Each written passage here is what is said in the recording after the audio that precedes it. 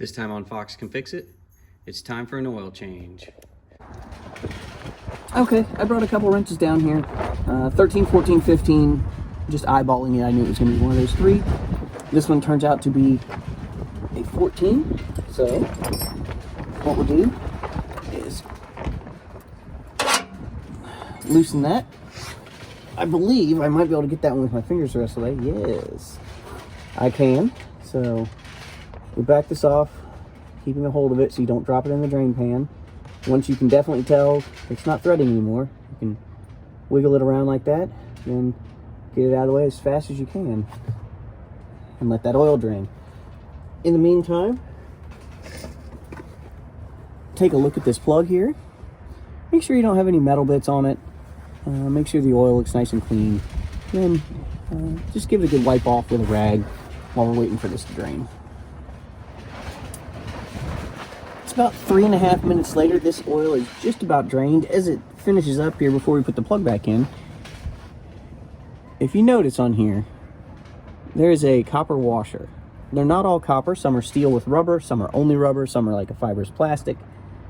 But what you want to do is make sure whatever you have as your gasket on here is in good shape. If it's not in good shape, replace it. The parts stores are probably going to have it. If not, and you have to go to a dealer, go to a dealer. You don't want oil constantly dripping from your drain pan. This one is in good shape. I wiped it off. There's no cracks. It's not broken. It's not overly crushed. Because over time and over usage, eventually you're going to have to replace it regardless. But this one's still in good shape. So we're going to put it back in. That oil, once you get it down to drizzling like that with today's thinner oils, it's never going to stop. You'll be here all day. So that is good enough. Go ahead and thread this back in, always by hand, not with a wrench or anything else first, so you don't cross thread it. Get it to snug with finger tight. Then you don't have to He-Man this.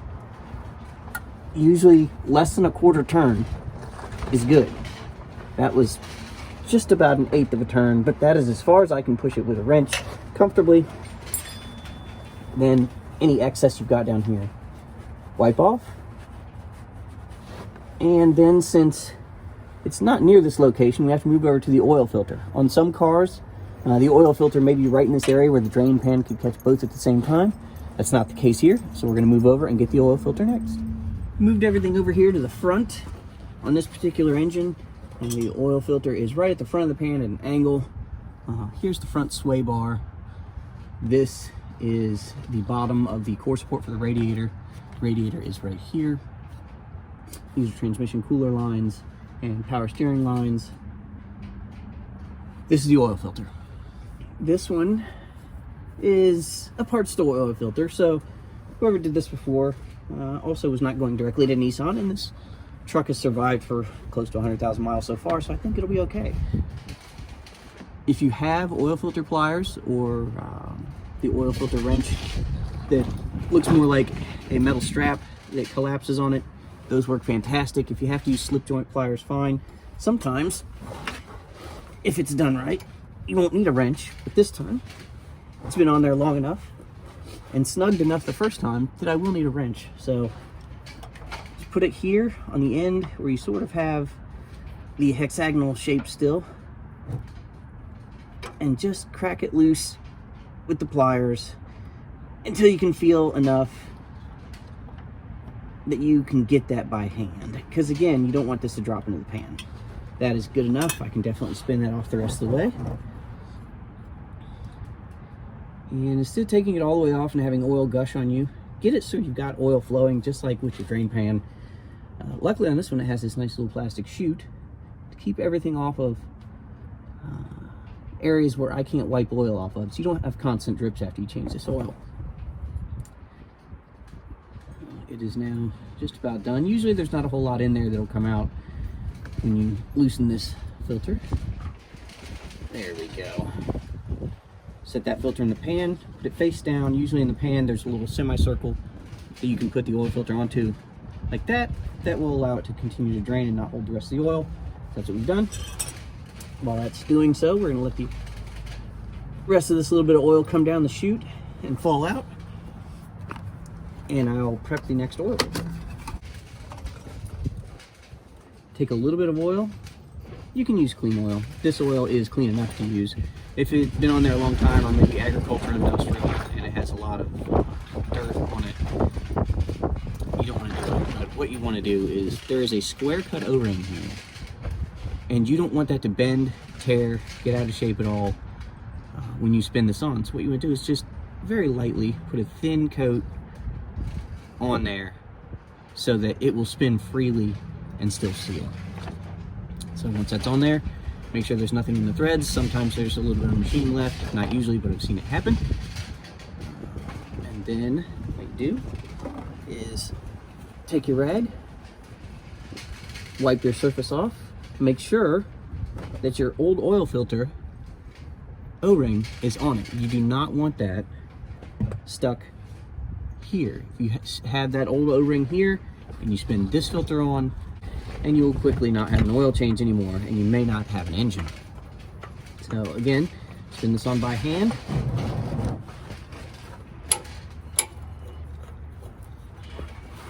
This one does not have to be He-Man tight. Once you've hit the bottom and it's up against it, maybe a half turn at most, and that's all you need. Okay, we're up top on our engine. We're gonna go ahead and start filling the oil up. Is your oil fill cap. We're going to spin this off. Take a look at it, make sure there's nothing milky, chalky looking. It's not covered with a whole bunch of slime or gunk or gook or whatever you want to call it. There's a little bit right here, if you can see that little bit of white mark, that is condensation. It's colder around here right now. That little bit of condensation is normal. That is not a head gasket. That is not a coolant leak. It is fine. So if you see a little bit like that, maybe even a little bit more on older cars, you're okay. Big funnel helps with the amount of oil that you put in there at a time. You can use a smaller funnel. You want to be fancy and you're accurate, you can use no funnel.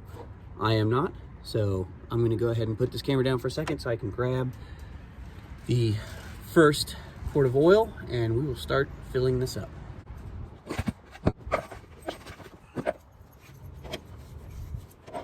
And actually, our first quart is really big. It's 5 quarts. Usually, at the quart stores these days, you can find these 5-quart containers. It's a really good deal usually to get these instead of 5 or 6 individual smaller quarts. Probably saves them on packaging. So, best thing to do is look for those deals. Usually all your parts stores, almost all the time, have some sort of brand that is on sale. And I recommend, unless your car tells you specifically what brand of oil to use, like some BMWs used to say Castrol only. Corvettes usually will say something like Mobil 1 only. If it does not specify in the owner's manual anywhere of the brand, then use whatever you want. The only thing to watch out for is, does it say do not use synthetic or use only synthetic or synthetic blend? Make sure you check. This one did not specify. I looked around online. Synthetic is fine for this. That is what was on sale.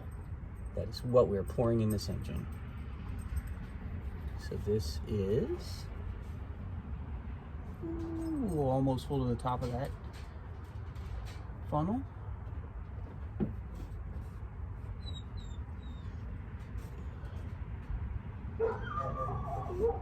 Okay, that's our first 5 quarts. 2 to go. Now, they don't sell a 2-quart container yet. I'm sure at some point they will. Until then, single quarts to finish it off.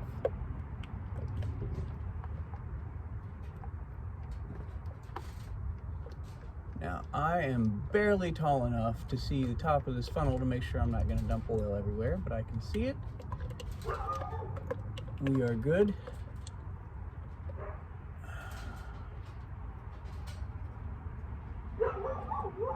And again, just like the oil drain pan, don't wait for this to completely stop. It'll never happen. You'll be here for days. Just get it to very thin stream, maybe a drip, and you're good. last one. And then after this, the only thing we're gonna do is leave this cap off for a minute. We will go ahead and start it. Make sure we get oil pressure and the oil light turns out. Whichever one you have. If you've got a gauge, wait for it to come up. If you only have a light, wait for it to go out. If you have both, wait for both to happen. Then we'll come out, check the level. The dipstick on this particular car is right here and here. So we'll check the level on one of those, that one. Make sure it's all the way up to the full line or extremely close to it, maybe slightly over it.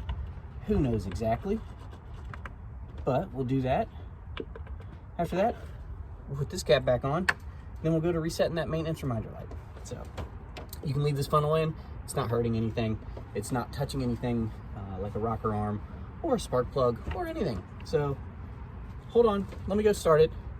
That'll be a little noisy, so we'll shut the camera off here and then we'll come back and check it out. Started it up. The oil pressure gauge on it came right up.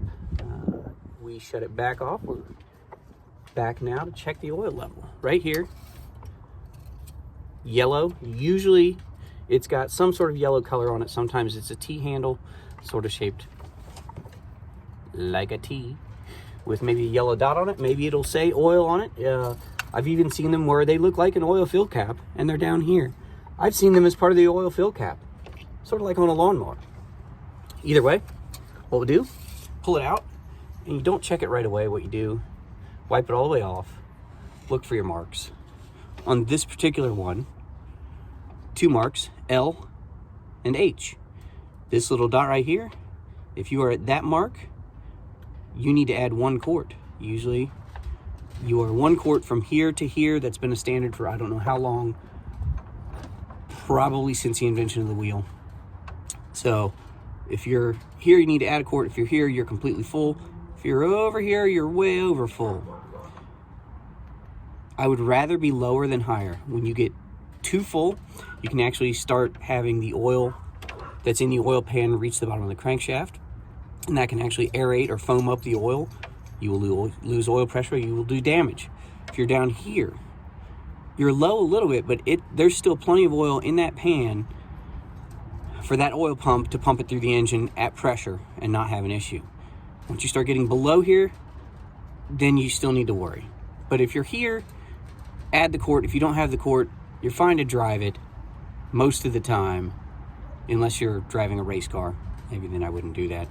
Under normal circumstances, normal use, if you're here and you don't have a quart to add, go ahead and drive it to a place where you can go buy the oil and add the oil in. Drive it home if you got it home. Drive to the parts store if that's where you need to go. If you're here, you're fine. Below here, bad. You're here, you're great. Above here, bad. Okay, let's check.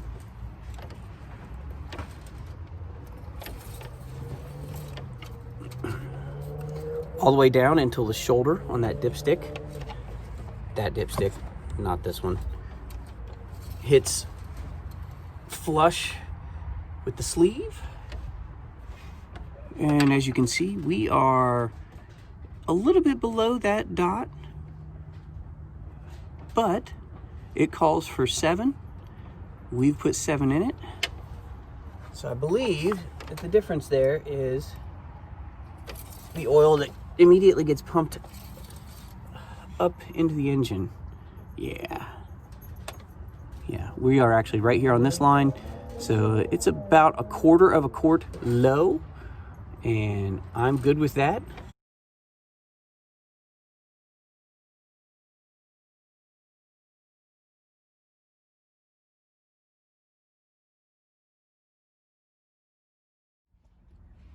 Another good reason to buy the 5-quart container.